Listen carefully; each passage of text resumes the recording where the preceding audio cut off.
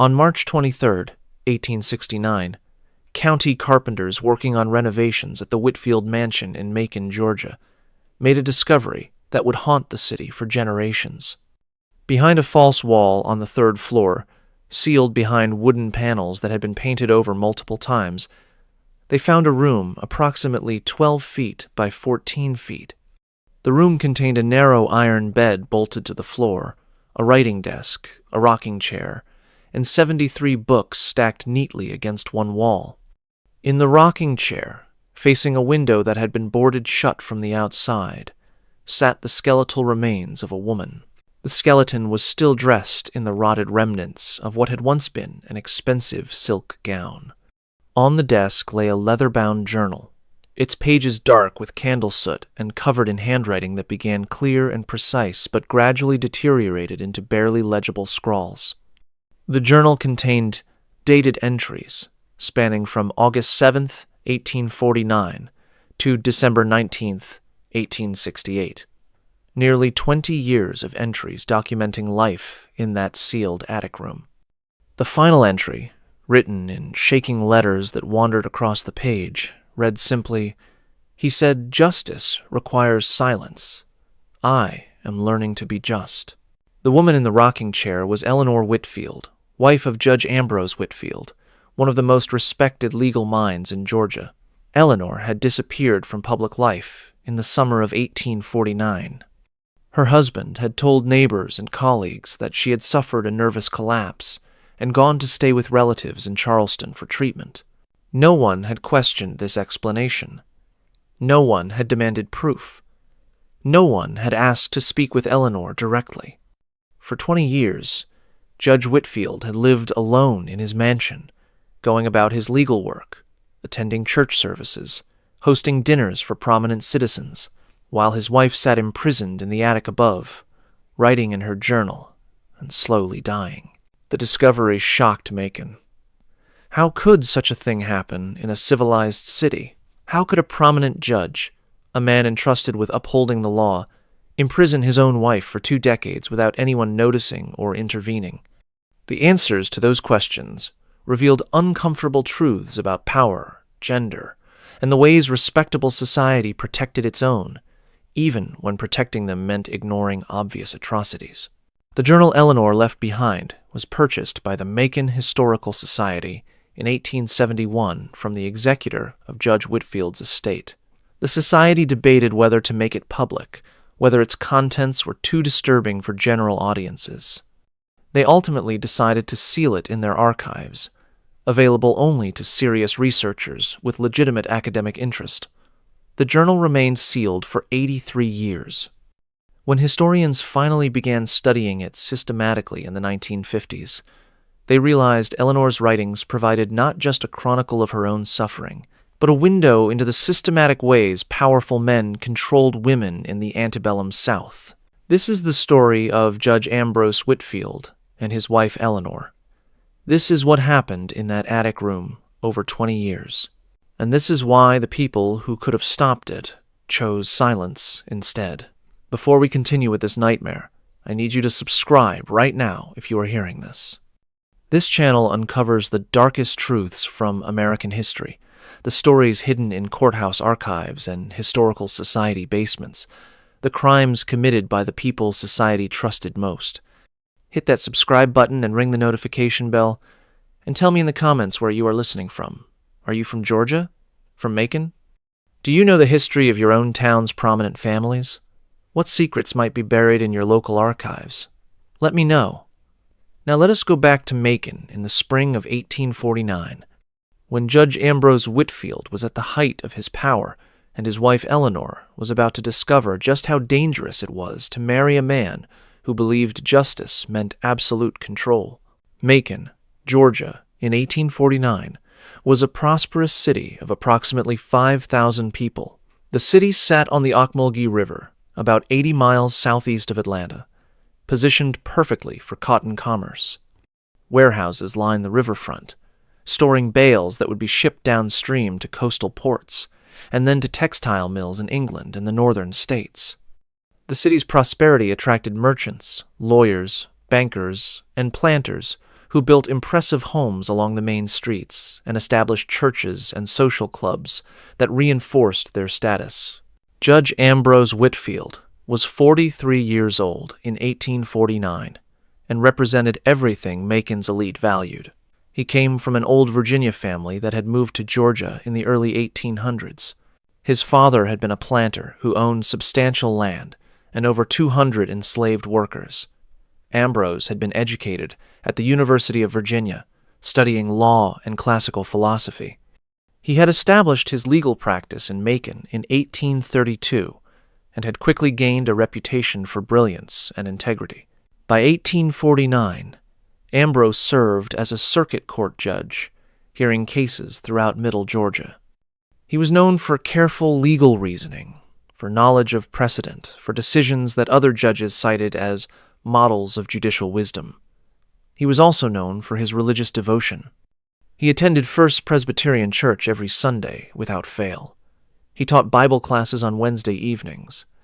He spoke frequently about the moral foundations of law, about how judges were instruments of divine justice, about the importance of order and hierarchy in maintaining civilized society. Ambrose was tall and lean, with iron-gray hair and pale blue eyes that seemed to look through people rather than at them. He dressed impeccably in black suits, white shirts, and silk cravats. His manner was formal and controlled. He rarely smiled and never laughed in public. People who worked with him described feeling constantly evaluated, as if Ambrose was weighing their worth against some absolute standard known only to him. The Whitfield mansion sat on a tree-lined street near the center of Macon. The house was Greek Revival style, 3 stories of white-painted brick with tall columns across the front portico. The interior was furnished with expensive pieces brought from Virginia and Charleston, dark wood paneling, heavy draperies, furniture upholstered in rich fabrics. Everything in the house reflected wealth and taste and permanence. Everything suggested a family that would endure for generations. Ambrose had married his first wife, Catherine, in 1834. Catherine had been the daughter of another Virginia planter, a suitable match that had strengthened Ambrose's connections to the elite families who controlled Georgia's economy and politics. Catherine had been quiet and obedient, exactly what Ambrose expected in a wife. She had given him 2 children, a daughter named Sarah, born in 1835, and a son named Ambrose Jr., born in 1837. But Catherine had died in 1843 from complications following the birth of a 3rd child who did not survive. Ambrose had grieved appropriately, wearing black for a year, commissioning an elaborate marble monument for Catherine's grave. But he had also been practical. He was 42 years old with 2 children who needed a mother. He needed a wife to manage his household and maintain his social position. Within 18 months of Catherine's death, Ambrose was courting again. Eleanor Hartwell was the daughter of a Charleston merchant who had made a fortune in cotton factoring. She was 24 years old in 1848 when Ambrose began courting her, making him 19 years her senior. Eleanor had been educated by tutors and at a female academy in Charleston, where she had studied literature, history, French, music, and the other accomplishments expected of a wealthy merchant's daughter. She was intelligent, well-read, and articulate, qualities that initially attracted Ambrose, because he assumed they would make Eleanor an interesting companion who could entertain his guests and enhance his reputation. What Ambrose failed to recognize during courtship was that Eleanor's intelligence came with independence of thought. She had read widely and formed her own opinions about the world. She had been influenced by Northern periodicals that discussed women's rights and abolition. She had questions about slavery, about religion, about the role of women in society. She kept these questions mostly to herself during courtship because she had been taught that women should be cautious about expressing controversial opinions. But the questions existed, and they would eventually create problems Ambrose had not anticipated. Ambrose and Eleanor married in Charleston in April of 1848. The wedding was elaborate, attended by prominent families from both Charleston and Macon. Eleanor wore a dress of white silk and lace that had cost more than most workers earned in a year. The ceremony took place at St. Michael's Episcopal Church, one of Charleston's most prestigious congregations. After a brief wedding trip to Savannah, Ambrose brought Eleanor to Macon and the mansion that would become her prison. The first months of marriage seemed successful. Eleanor adapted to her role as Mrs. Whitfield, managing the household, entertaining Ambrose's colleagues and their wives, attending church services and social events. She met Sarah and Ambrose Jr., her new stepchildren. Sarah was 13 and resentful of the stepmother who had replaced her mother. Ambrose Jr. was 11 and mostly indifferent, more interested in hunting and riding than in family dynamics. Eleanor worked to win Sarah over, spending time with her, talking to her about books and music, trying to create some kind of relationship. Sarah remained cold, but gradually became less openly hostile. With Ambrose Jr., Eleanor made little effort. He was nearly a young man, would be leaving for university in a few years, did not need or want mothering from a stepmother barely older than some of his cousins. But Eleanor's real focus was on understanding her new husband. During courtship, Ambrose had been courtly and attentive, though always formal and controlled. After marriage, Eleanor began seeing other aspects of his personality. She noticed how he interacted with enslaved household workers, the cold contempt in his voice when he gave orders, the absolute expectation of instant obedience. She noticed how he spoke about people in general, dividing the world into those who deserved respect and those who existed to serve. She noticed that his religious devotion seemed focused entirely on judgment and hierarchy, with little emphasis on mercy or compassion. Eleanor tried discussing these observations with Ambrose. She asked him about his views on slavery, suggesting tentatively that she had read arguments that the institution might be morally problematic. Ambrose responded with a lecture about the biblical justification for slavery, about the natural hierarchy of races, about how African people were better off enslaved in Christian households than free in their homeland. He spoke as if explaining obvious truths to someone whose understanding was limited. Eleanor also tried discussing women's education and potential roles beyond the domestic sphere. She mentioned reading about women in the North who were teaching school, writing for newspapers, even speaking publicly about social issues. Ambrose responded by explaining that women who behaved that way were abandoning their natural roles, that God had designed women for marriage and motherhood, that attempts to expand beyond those roles led to social chaos and personal unhappiness. He said this kindly, as if teaching Eleanor important truths for her own benefit. These conversations made Eleanor uncomfortable.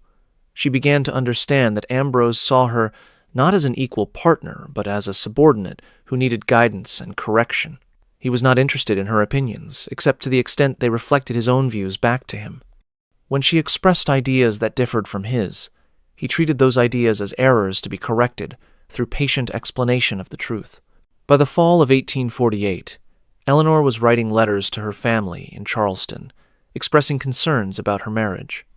She told her mother that Ambrose was kind but controlling, that he expected her to agree with him about everything, that she felt increasingly isolated and constrained. Her mother responded with advice that Eleanor should be patient, should remember that husbands had authority over wives, should focus on her duties, and find satisfaction in fulfilling them well. This was what marriage meant for women. Adjustment was necessary. Eleanor tried to follow that advice. She focused on household management, on being an exemplary hostess, on performing her role flawlessly. But she also continued reading, continued thinking, continued having opinions that did not align with Ambrose's worldview, and she began to realize that her husband was not just conservative or traditional. There was something rigid and absolute in his thinking that allowed for no deviation, no questioning, no acknowledgement that other perspectives might have validity. The breaking point came in the spring of 1849. Eleanor had been married to Ambrose for slightly over a year. She had settled into routines, learned how to manage the household and avoid triggering Ambrose's displeasure. But in May of 1849, two events occurred that shattered that fragile stability. First, a fugitive slave case came before Ambrose's court, an enslaved man named Jacob, had escaped from a plantation in southern Georgia and had been captured in Macon after 6 weeks of freedom. The case seemed straightforward. Jacob would be returned to his owner, probably after receiving public punishment as a deterrent to other potential runaways.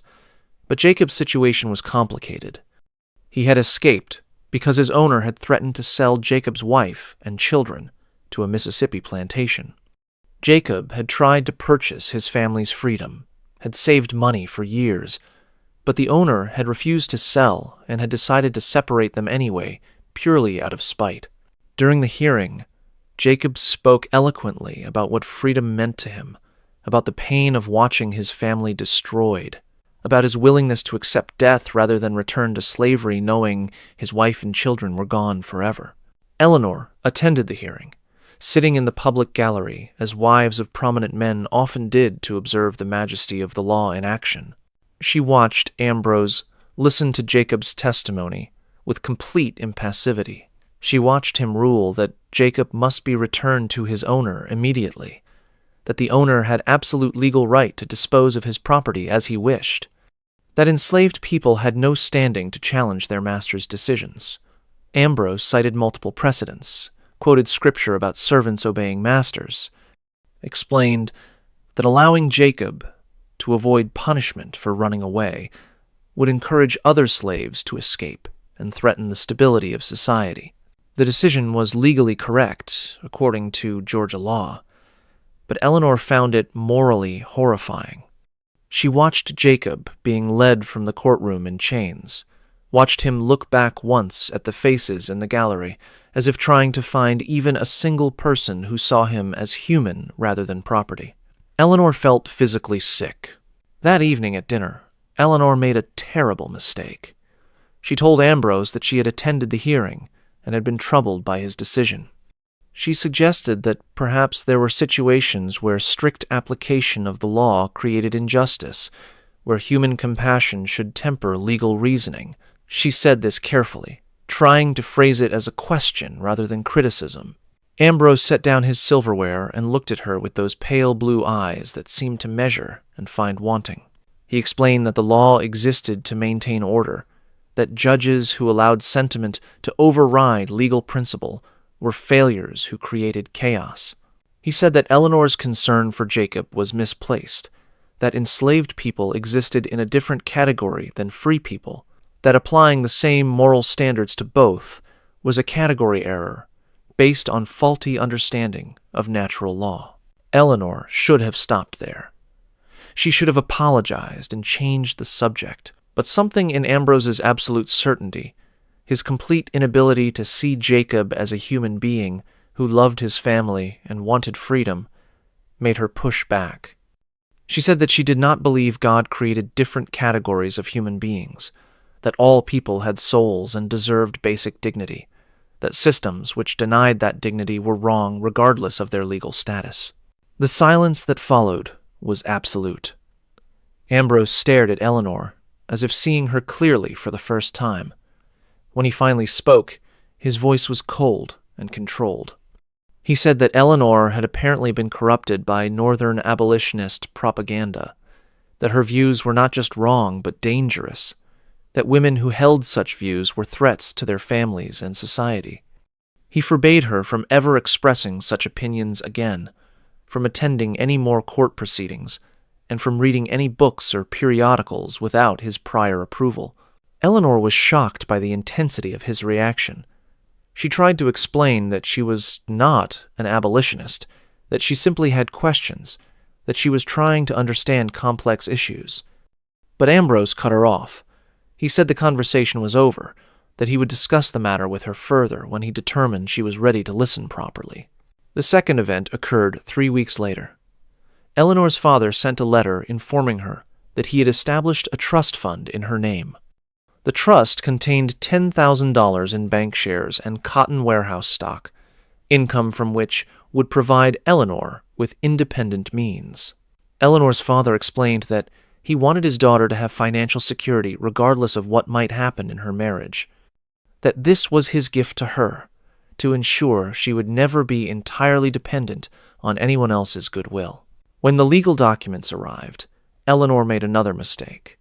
She did not immediately show them to Ambrose. Instead, she kept them in her writing desk, thinking she would mention the trust at some point, but enjoying briefly the idea that she had something of her own, some small measure of independence.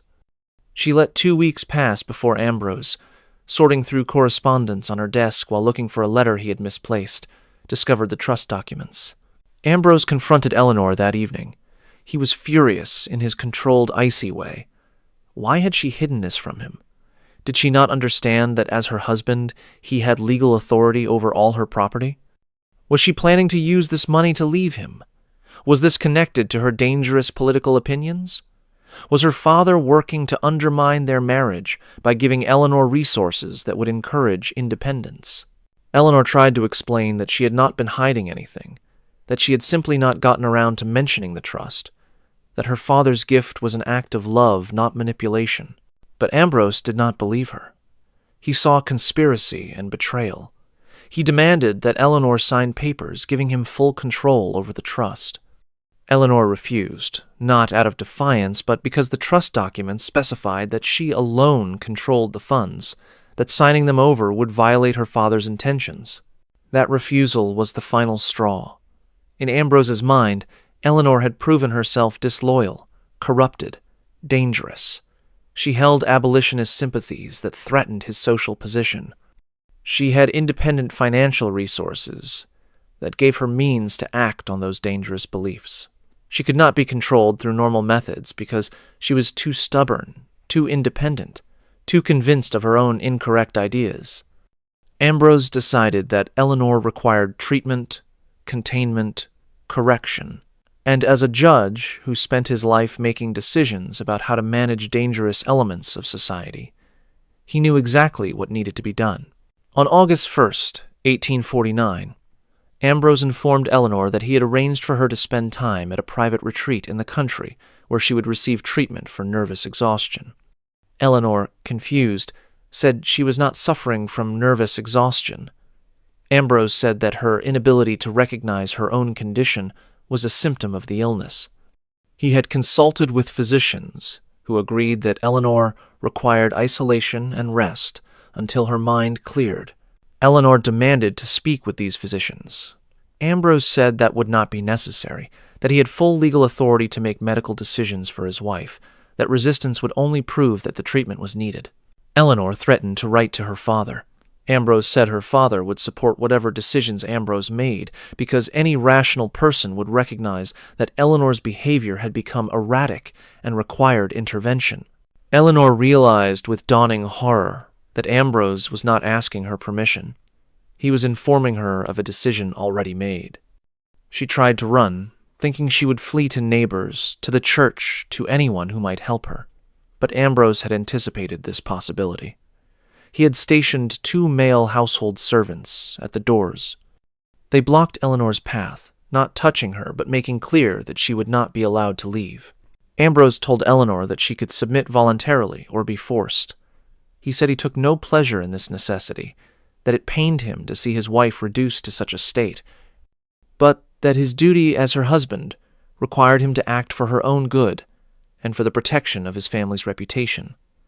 Eleanor had 1 hour to prepare herself. She could pack whatever personal items she wanted to take with her to the retreat. Then she would be escorted to her treatment location. Eleanor spent that hour in her bedroom, shaking with fear and rage. She considered various escape options, but could see no viable path. The servants were watching. Ambrose would stop her. Even if she managed to get out of the house, where would she go? She was a woman in 1849 with no independent means, no legal rights, no ability to simply leave her husband and establish a separate life. Her family was in Charleston, days away by travel. Her father would not believe her claims against Ambrose. Society would side with the respected judge over the hysterical wife. Eleanor realized she was trapped. She packed a small trunk with clothes, books, writing materials, and personal items. When Ambrose came for her at the appointed time, she went with him without physical resistance. But she told him clearly that what he was doing was wrong, that he would answer for it eventually, that truth would come out. Ambrose said nothing. He simply led her upstairs to the third floor of the mansion. The attic had been prepared. A partition wall had been constructed, creating a sealed room separate from the rest of the attic space. Heavy wooden panels covered the walls. A single small window looked out toward the street, but had been boarded shut from the outside, allowing only thin lines of light to penetrate. The room contained an iron bed bolted to the floor, a writing desk, a rocking chair, and a chamber pot. Candles and matches sat on the desk. A stack of books lay on the floor near the bed. Food and water were on a small table. Ambrose explained the conditions. Eleanor would remain in this room until she demonstrated genuine repentance for her dangerous beliefs and full commitment to being an obedient wife. She would receive food twice per day, delivered by a trusted servant. She would be given books that Ambrose selected, all religiously appropriate texts that would help correct her thinking. She would have writing materials so she could document her spiritual journey toward proper understanding. When Ambrose determined that Eleanor had achieved sufficient improvement, she would be released and allowed to resume her place in the household. "How long would that take?" Eleanor asked. "As long as necessary," Ambrose responded. "Days, weeks, months, however long it required." The duration was entirely up to Eleanor. True repentance would be recognized when it occurred. Until then, she would remain here, isolated from corrupting influences, focused on prayer and reflection. Eleanor asked what Ambrose would tell people about her absence. He said he would tell them the truth, that she had suffered a nervous collapse and gone away for treatment. No one would question it. Women suffered nervous collapses all the time. It was understood that the pressures of managing households and fulfilling social obligations sometimes became overwhelming, especially for young wives. Eleanor's absence would be regrettable but completely comprehensible. Ambrose left, locking the door from the outside. Eleanor heard his footsteps descending the stairs. She was alone in the sealed room, and she would remain there for the next 19 years, 4 months, and 12 days. If you are hearing this story and feeling disturbed by how easily Ambrose imprisoned his wife, how the legal system and society's structure gave him absolute power to do this without consequence, I need you to understand something. This was not unusual. Wealthy men in the 19th century regularly confined wives, daughters, and sisters who became inconvenient or embarrassing. Some were sent to private asylums. Some were kept in locked rooms in family homes. Some were given drugs that made them compliant and manageable. And society accepted this as normal, as evidence that the man was responsibly managing a difficult family situation. Hit that subscribe button if you want more stories that show how normalized cruelty was in supposedly civilized society. Drop a comment telling me what you think should happen to someone like Judge Whitfield. Now let us continue with what Eleanor wrote in her journal during those 20 years in the attic. Eleanor began her journal on August 5th, 1849, 4 days after being locked in the attic room. The first entry was written in clear, precise handwriting that covered a full page. She wrote, "I am beginning this record so that if I die here, if Ambrose succeeds in erasing me, there will be some evidence that I existed, that I was real, that what he did to me was wrong. I do not know if anyone will ever read these words, but I must write them anyway, must maintain some connection to truth, even if truth has no witness but God." The early journal entries documented Eleanor's daily routine. She woke each morning when light began filtering through the gaps in the boarded window. She had no clock, no way to measure time precisely, so she tracked days by scratching marks on the wall near her bed. A servant, an enslaved woman named Iris, who Eleanor recognized as one of the household workers, brought food twice per day. Breakfast was delivered at what Eleanor estimated was 7 o'clock in the morning. Dinner came around 6 in the evening. The food was simple but adequate. Cornbread, beans, occasionally meat, fruit when available. Enough to survive on, but nothing extra. Iris never spoke when she delivered food. She entered the room quickly, set down the tray, picked up the chamber pot to empty and clean it, then left immediately. Eleanor tried talking to her, asking questions, begging for news from outside the sealed room. Iris never responded. Eleanor eventually realized that Iris had been threatened with severe punishment if she communicated with the prisoner. The only interaction Eleanor had with another human being was the twice-daily appearance of a woman who could not acknowledge her existence. Ambrose visited once per week, usually on Sunday evenings after church services. He would unlock the door, enter the room, and sit in the rocking chair while Eleanor remained on the bed or at her desk.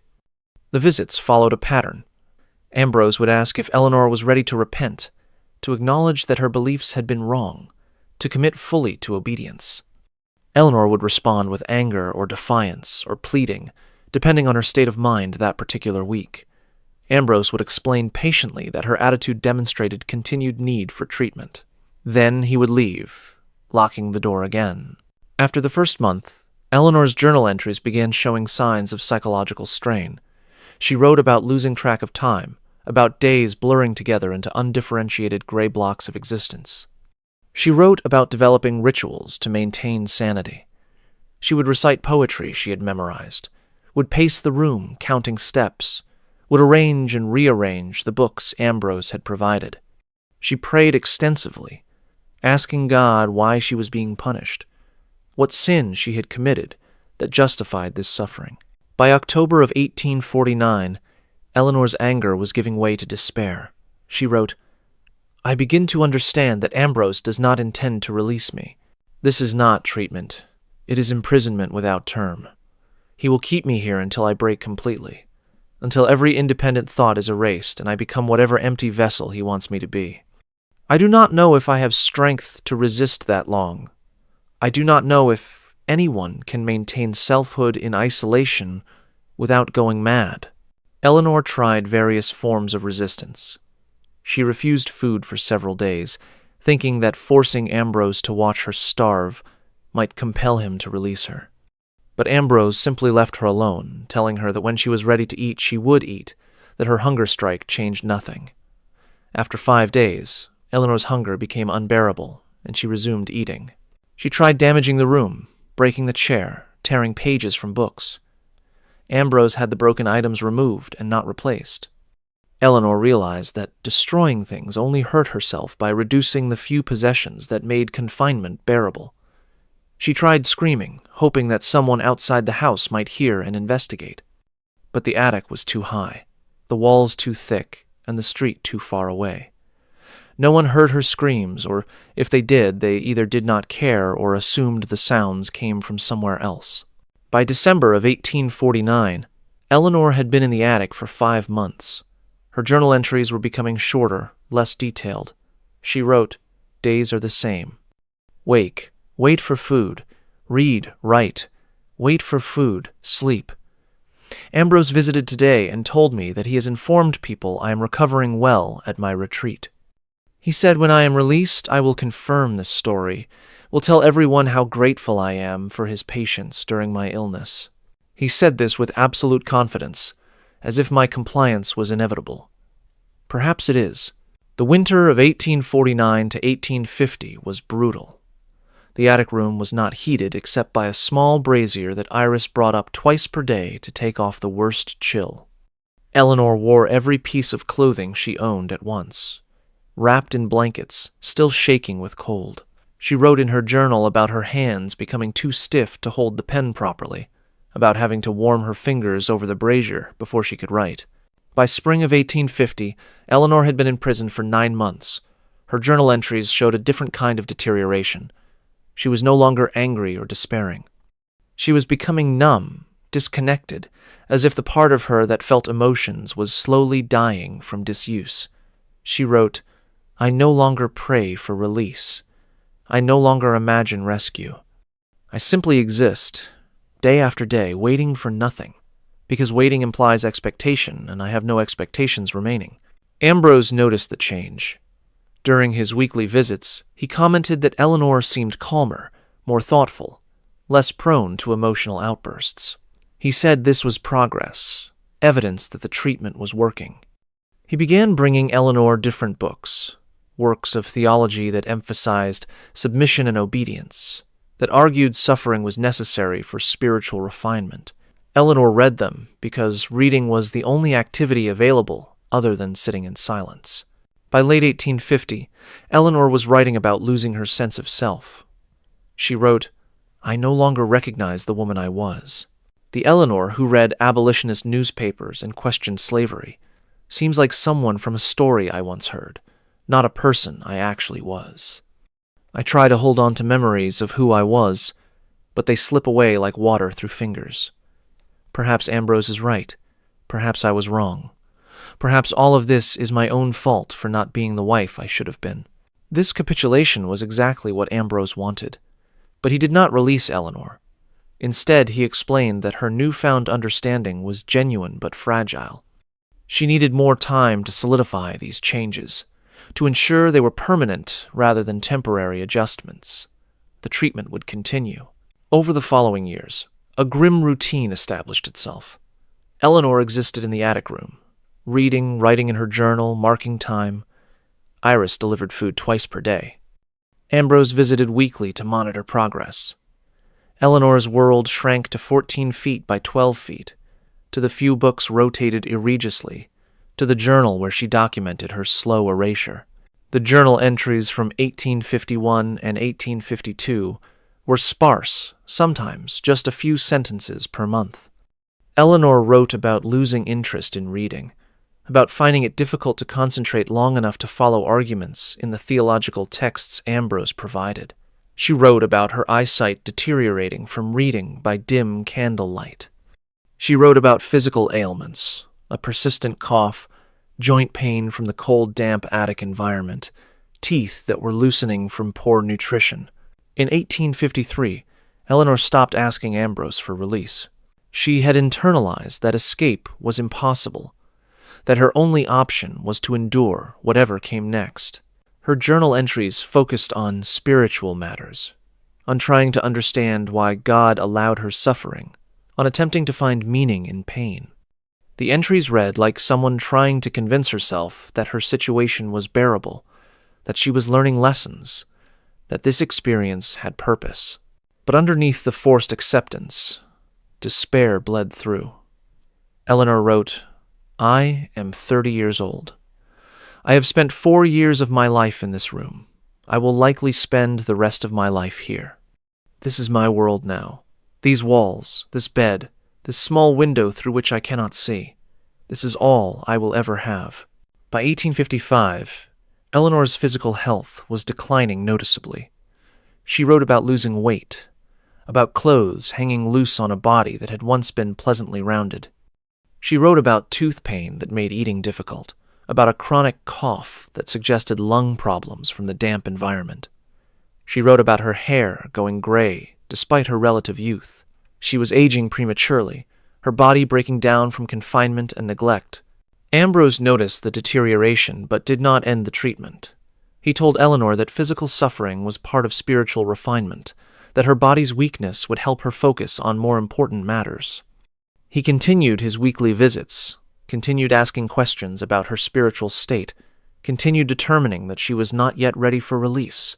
In 1857, Eleanor wrote the entry that would later haunt everyone who read her journal.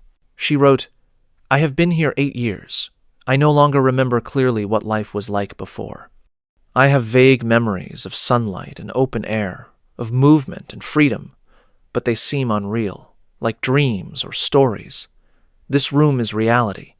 These walls are the boundaries of existence. I am learning to be just, as Ambrose says. Justice requires silence. I am becoming silent." The Civil War began in 1861. Eleanor knew about it only from fragments Ambrose mentioned during his visits.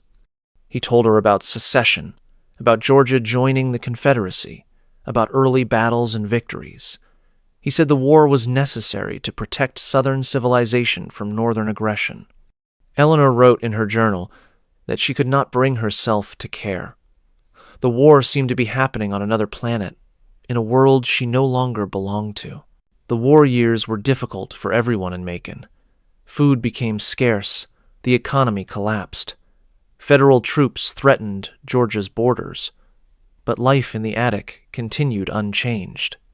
Eleanor still received food twice per day, though the portions grew smaller and the variety decreased. Iris still delivered the food in silence. Ambrose still made his weekly visits, still determined that Eleanor's treatment must continue. By 1865, Eleanor had been imprisoned for 16 years. Her journal entries were now written in shaking, wandering script that was sometimes barely legible. She wrote about her eyesight failing, about being unable to read anymore, about spending entire days sitting in darkness because she could not see well enough to navigate the room safely. She wrote about pain in her joints that made movement difficult. She wrote about feeling old, used up, ready for death. The war ended in April of 1865. Ambrose told Eleanor about Lee's surrender, about the Confederacy's defeat, about Union troops occupying Macon. He seemed diminished, older, shaken by how completely his world had collapsed.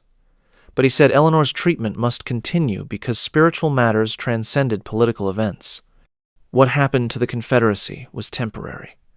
What happened to Eleanor's soul was eternal. In 1866, Eleanor wrote, "I can no longer see well enough to read. I sit in the rocking chair facing the boarded window and imagine what is happening outside. I imagine seasons changing. I imagine people walking on the street below. I imagine life continuing while I sit here becoming nothing. Ambrose says I am learning patience. Perhaps he is right. I am certainly learning that resistance accomplishes nothing." By 1868, Eleanor was writing only occasionally. Her journal entries were brief, sometimes just a few words. She wrote, "Still here, still breathing, still silent." She wrote, "My eyes can barely see the page anymore. Writing these words requires holding the paper inches from my face. Soon I will be unable to write at all, and this record will end." She wrote, 20 years in this room. I am 50 years old, though I think I look 80. My body is failing. Perhaps soon I will be released through death, since I cannot be released any other way. Eleanor's final journal entry was dated December 19th, 1868. The handwriting was shaking, wandering across the page, letters barely formed. She wrote, "He said justice requires silence. I am learning to be just." After that entry, the journal contained no more words. Eleanor apparently lost the ability to write, or perhaps simply gave up the effort. Ambrose continued his visits through the winter of 1868 and into 1869, but by March, he noticed that Eleanor was no longer responding when he spoke to her. She sat in the rocking chair facing the boarded window, unmoving, barely seeming to breathe. Ambrose spoke to her, asking his usual questions about repentance and spiritual state. Eleanor did not acknowledge his presence. Ambrose returned to the attic room 3 days later and found Eleanor still sitting in the rocking chair, in the same position. He realized she had died, probably 2 or 3 days earlier, sitting there looking toward the window she could no longer see through. She was 50 years old and had spent 19 years, 4 months, and 12 days in that room. Ambrose had Iris and another servant remove Eleanor's body from the attic room under cover of darkness. They buried her in a remote corner of the Whitfield family cemetery, without marker or service. Ambrose told no one that Eleanor had died. As far as anyone in Macon knew, Eleanor Whitfield was still away at her retreat, still recovering from the nervous collapse that had required her removal from society 20 years earlier. Ambrose sealed the attic room, boarding up the door from the outside and painting over the boards to match the surrounding wall. The room became invisible, just another section of attic space that no one had reason to investigate. Ambrose continued his life as if nothing had changed. He still served as a judge, still attended church, still hosted dinners, still maintained his reputation as a pillar of Macon society. Ambrose died on March 15th, 1869, at age 63. He collapsed in his courtroom while hearing a case, dead before he hit the floor. His funeral was well attended. Prominent citizens gave eulogies praising his legal mind, his moral character, his dedication to justice. He was buried next to his first wife, Catherine, with a large marble monument noting his years of service to Georgia and to the law. The Whitfield mansion passed to Ambrose's son, Ambrose Jr., who had no interest in living there. He arranged for the property to be sold to Bibb County for use as offices. The county hired carpenters to renovate the building, converting residential space into courtrooms and administrative areas. It was during this renovation, on March 23, 1869, 8 days after Ambrose's death, that workers discovered the sealed room. The discovery created immediate scandal. Who was the woman in the rocking chair? How had she died? How long had she been there? The initial assumption was that Ambrose had discovered an intruder in his attic and had somehow died before reporting it. But then someone found the journal on the desk and began reading Eleanor's entries. The truth emerged slowly, entry by entry, year by year of documentation, showing exactly what Judge Ambrose Whitfield had done to his wife. The Bibb County Sheriff, a man named Thomas Crawford, who had known Ambrose professionally, initially tried to suppress the discovery.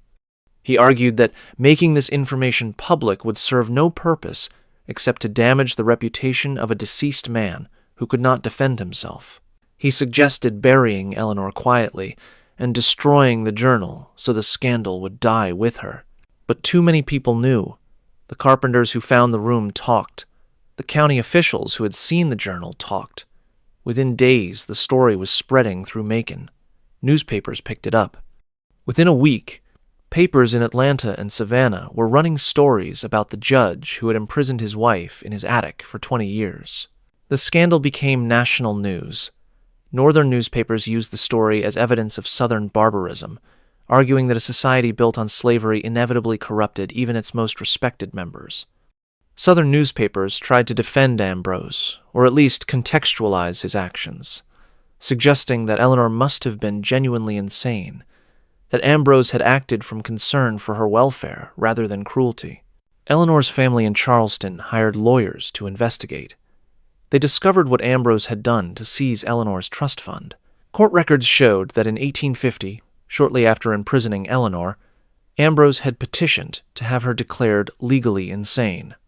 He had presented testimony from 2 physicians who had never examined Eleanor, but who swore that Ambrose had described symptoms consistent with severe mental illness. The judge who heard the case, a colleague and friend of Ambrose's, had granted the petition. Eleanor had been declared incompetent, giving Ambrose legal control over all her property, including the trust fund from her father. Ambrose had used that money to pay debts and make investments that increased his wealth significantly over the following 20 years. Eleanor's inheritance, intended to provide her with independence, had instead helped finance her own imprisonment. The Hartwell family was horrified and outraged. They demanded that Eleanor's body be exhumed from wherever Ambrose had hidden it and given a proper burial in Charleston. After a search of the Whitfield property, workers found Eleanor's unmarked grave.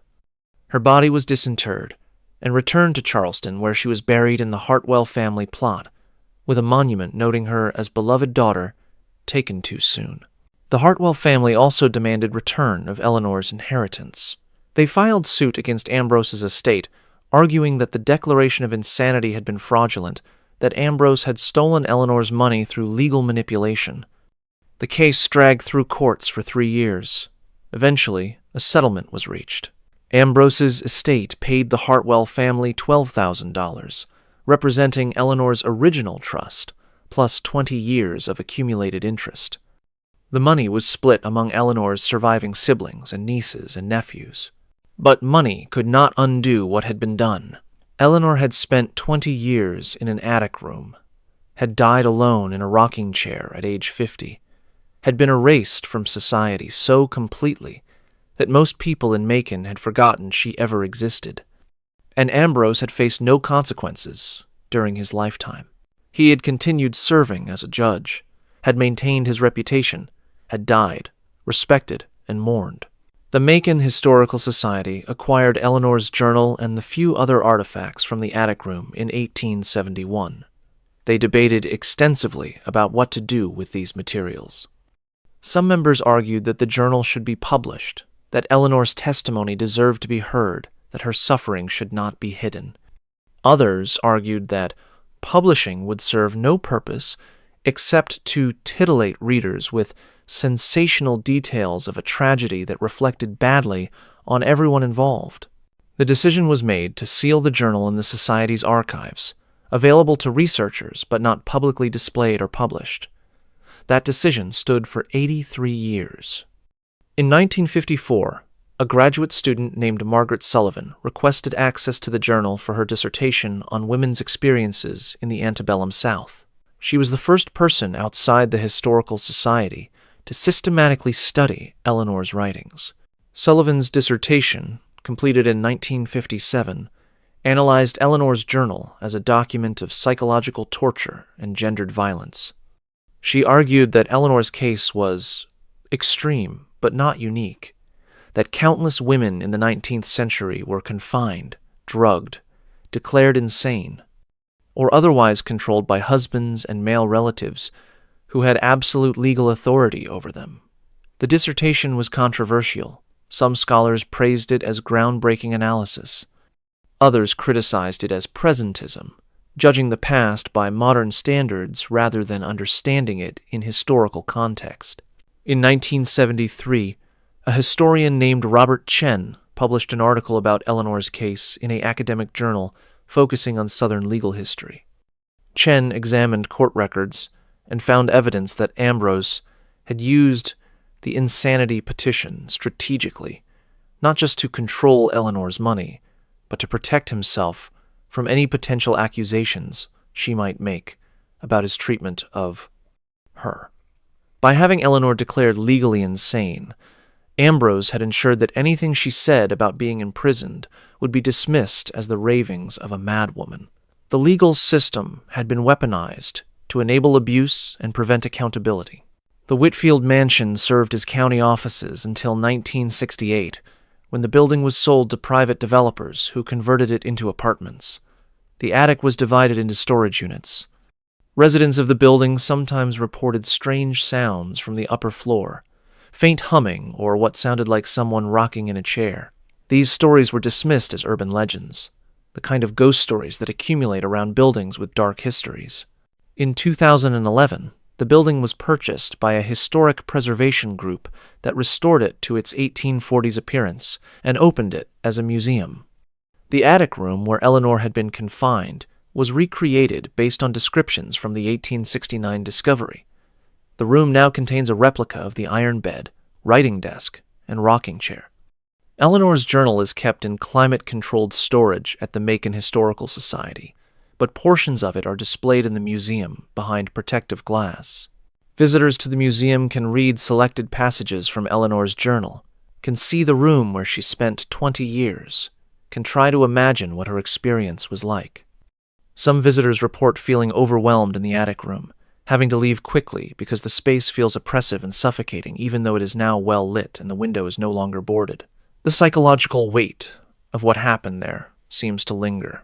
The museum's exhibit about Eleanor includes information about domestic violence and legal abuse, about how systems of power enabled cruelty, about how women in the 19th century had few protections and even fewer options when faced with controlling husbands. The exhibit also notes that while Eleanor's case was extreme, the underlying dynamics of gendered power and control that allowed it to happen were not unusual. Husbands had legal authority over wives. Courts presumed men's judgment was sound and women's testimony was unreliable. Social expectations required women to be obedient and submissive. In that context, what happened to Eleanor was horrifying but not surprising.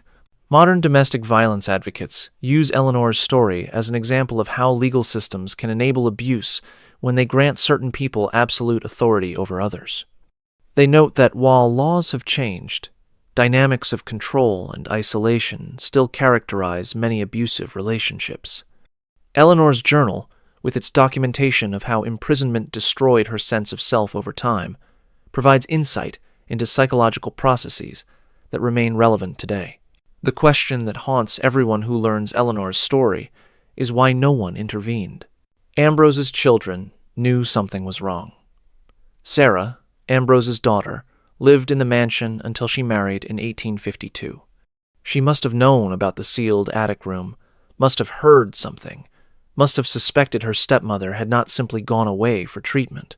But Sarah never questioned her father's authority, never demanded to see Eleanor, never reported concerns to anyone outside the family. Household servants, both enslaved and free, knew. Iris delivered food to Eleanor twice per day for 20 years. Other servants cleaned the house, worked in the attic space, must have been aware of the sealed room and who was in it. But enslaved people had no legal standing to report anything, even if they had wanted to risk the severe punishment that would have followed. And free servants understood that challenging a prominent judge about his private family matters would accomplish nothing except destroying their own employment prospects. Neighbors and colleagues knew something was wrong. Eleanor's sudden disappearance, the story about a retreat that lasted 20 years, the fact that Ambrose never mentioned his wife or showed any interest in bringing her home should have raised questions. But in 1840s Macon, questioning a prominent man about his private family matters was not done.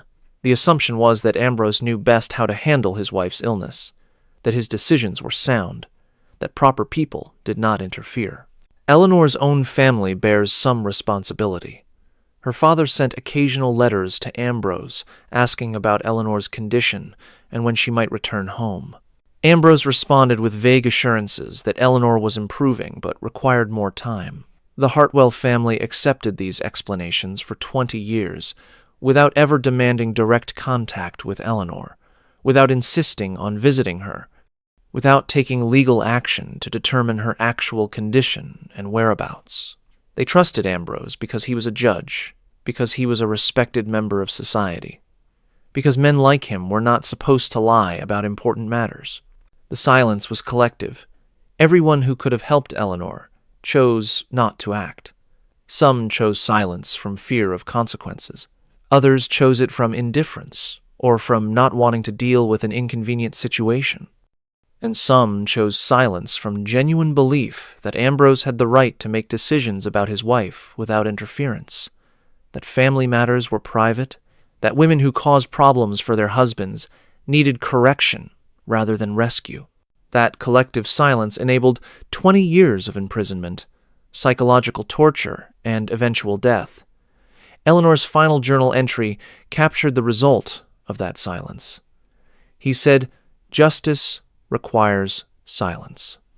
I am learning to be just." She had internalized her oppressor's framework, had accepted that speaking truth about her suffering was wrong, that silence was virtue. That is what sustained isolation and powerlessness do to people. They learn to participate in their own erasure, because resistance accomplishes nothing except additional pain. This mystery shows us that the worst atrocities are not always committed by obviously evil people. Judge Ambrose Whitfield was respected, successful, regarded as a moral authority. He quoted scripture and legal precedent. He believed genuinely that he was acting righteously, that confining Eleanor was necessary for her correction and his family's protection.